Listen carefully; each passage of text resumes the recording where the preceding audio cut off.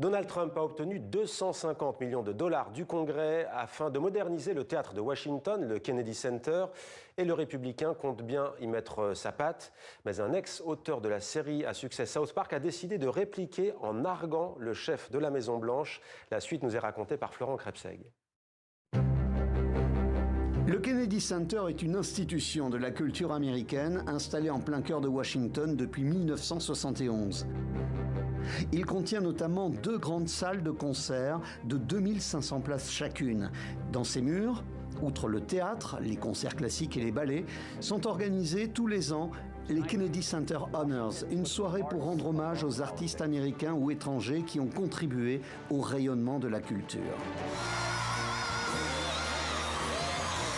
Ce qui a parfois donné lieu, comme ici en 2015, à de grands moments comme cette performance d'Aretha Franklin, provoquant les larmes du président Obama.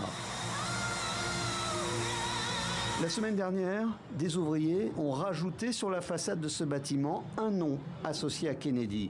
Il faut désormais parler du Trump Kennedy Center, une décision qui a provoqué la colère d'élus démocrates, de la famille Kennedy et de quelques voisins. C'est un sacrilège. Je suis né à Washington, je ne vivrai pas ici avec le nom de cet homme sur ce bâtiment. Désormais, Donald Trump a donc son nom sur le bâtiment et anime lui-même à l'intérieur la soirée des honneurs rendus aux artistes.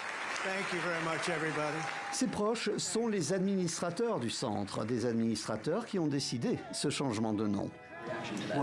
J'ai été honoré par le conseil d'administration. C'est un conseil qui est très distingué. Ce sont même les personnes les plus distinguées du pays. Et j'ai été très surpris par cela. Donald Trump a beau jouer la surprise, cette prise de contrôle d'une institution américaine a provoqué également des remous chez les artistes eux-mêmes.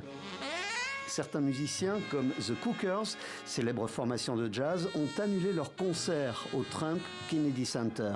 La compagnie de danse new-yorkaise Doug Varon, une institution, a annulé ses dates en avril. Et puis il y a cet ancien scénariste de la série animée South Park. Toby Morton avait anticipé l'arrivée du nom Trump sur le Kennedy Center. Il a pris l'adresse du site officiel, a rajouté les lettres Trump et a déposé le nom. Résultat, le site trumpkennedycenter.org est une parodie où l'on peut lire que la compagnie de danse Epstein sera bientôt à l'affiche. Du côté de la Maison-Blanche, on affirme que le nom de Trump est associé parce que le président a œuvré pour les travaux de restauration du bâtiment.